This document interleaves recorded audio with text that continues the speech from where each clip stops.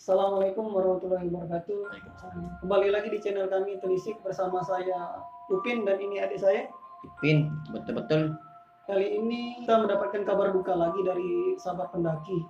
Pendaki Gunung Piramid. Pendaki ini dikabarkan terjatuh di Gunung Piramid bersama orang rekan temannya.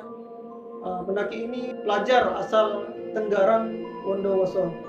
Jadi menurut BPBD yang sudah dikonfirmasi bahwa seorang pendaki yang terjatuh tadi mendaki Gunung Piramid pada tanggal 8 pada pukul 4 sore. Mereka berlima mendirikan tenda di belakang Punggung Naga. Dan keesokan harinya mereka bertiga dari 5 orang tadi berniat untuk naik ke puncak untuk mengambil foto. Sampai di puncak, 2 jam di puncak, mereka bertiga memutuskan untuk turun ke bawah untuk ke tenda. Dan salah satu teman dari bertiga tadi terjatuh ke bawah ke tebing sebelah utara Gunung Piramid.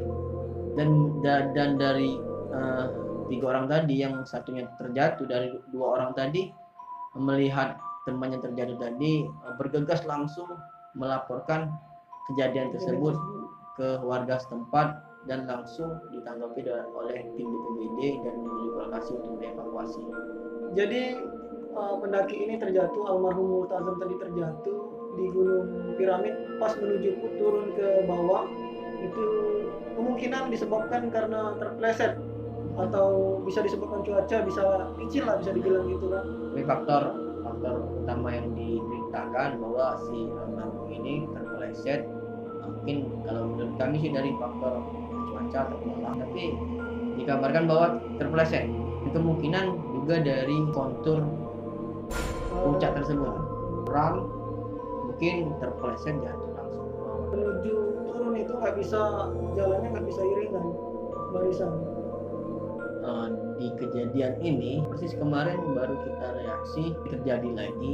Kalau menurut saya sih kalau kejadian ini berulang-ulang kemungkinan bukan salah tapi saya tidak tahu sih salah di mana? Salah di personality atau dari objek wisata tersebut. Tapi di mana-mana objek wisata itu pasti sudah menerapkan peraturannya masing-masing. Kalau dilihat dari kronologi kasus yang si almarhum Multazam ini murni kecelakaan.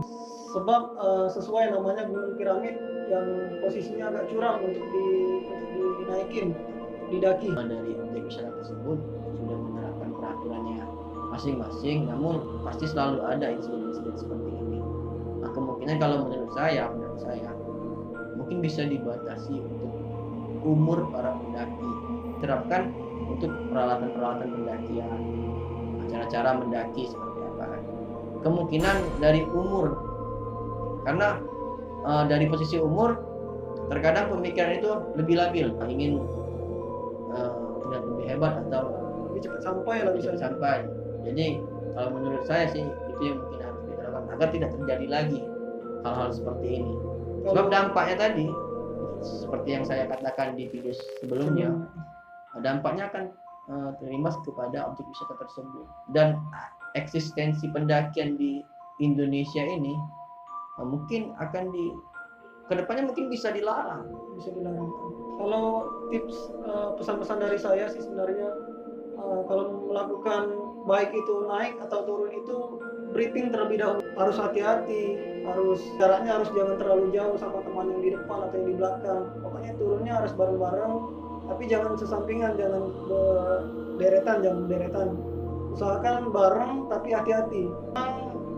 Di sini saya dan Jabrik belum pernah melakukan pendakian ke Gunung Piramid, tapi sesuai dengan pengalaman yang saya dapat naik di gunung-gunung yang pernah kami naiki dengan kontur yang bisa dibilang agak curam, itu selalu waspada.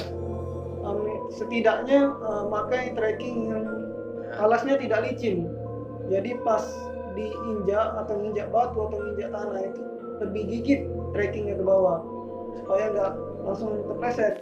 Memang sih perbedaan dari Pulau Sumatera dan Jawa itu kebanyakan pendaki itu naik ketika malam hari atau turun ketika malam hari. Tapi kalau di Pulau Sumatera itu ada sih yang bisa naik malam hari. tapi kebanyakan di sini naiknya pasti dari pagi hari.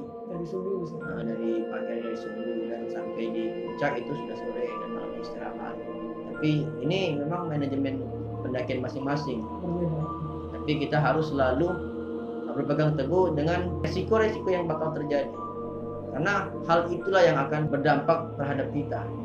Misalkan kita bisa tersesat, terjatuh, dan parahnya lagi kita meninggal di sana. Dan lebih baik kita ambil aman daripada kita terburu-buru. Atau gunung itu nggak bakal kemana-mana, jadi jangan terburu-buru. Jadi kita santai, terus kita Tapi pasti. Jadi kita pikirin matang-matang manajemen pendakinya seperti apa, dan saat jam berapa kita sampai di atas, jam berapa kita harus naik ke kawah atau puncak. Jadi jam berapa kita turun.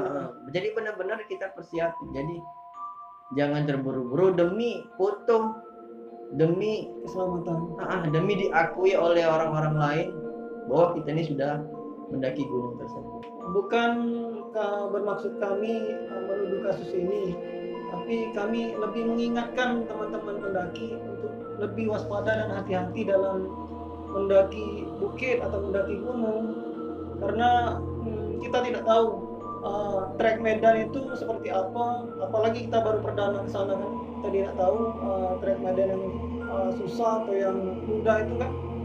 Ini murni kecelakaan, pure kecelakaan dari pendaki almarhum tadi Multazam. Dan juga kenapa kami bereaksi seperti ini, kami Respect. sebab kami merasa sedih apabila hal seperti ini terulang kembali.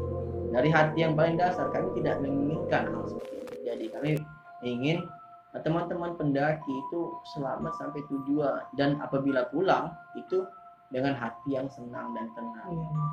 Karena sejatinya pergian itu adalah untuk pulang, dan ingat keluarga di rumah sudah menunggu kita Pasti. untuk pulang. Dan untuk kejadian ini semoga kedepannya tidak terulang lagi yang seperti ini. Amin, amin. Semoga untuk almarhum Multazam tadi diberikan tempat terbaik di sisi Tuhan. Amin, amin. Dan untuk keluarga yang ditinggalkan diberi kesabaran, diberi ketabahan. Amin. Yang namanya aja Iya. kita tidak tahu kan, itu hanya Allah yang menentukan. Tapi kita selalu berusaha untuk mengantisipasi setiap resiko yang bakal terjadi. Mengingatkan, mungkin itu saja reaksi kami untuk hari ini, untuk kasus ini. Sampai ketemu lagi di reaksi kami yang berikutnya. Jangan terulang lagi yang seperti ini. Bisa Kembali lagi di reaksi kami yang beda. mungkin beda, mungkin ini si apa, kabar bahagia pendaki. Ada pendaki yang mengibarkan bendera Merah putih di Everest pada tahun 2020 ini ya. Jadi terima kasih yang sudah menonton video ini. Kita sama-sama berdoa agar kita semua selamat di dunia dan akhirat. Amin.